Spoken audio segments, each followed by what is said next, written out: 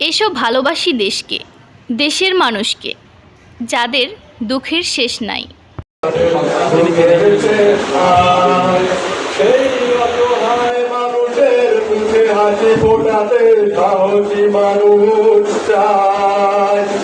সাহসী মানুষ চাই, এসো ভালোবাসি দেশকে, দেশের মানুষকে, যাদের দুঃখের শেষ নাই।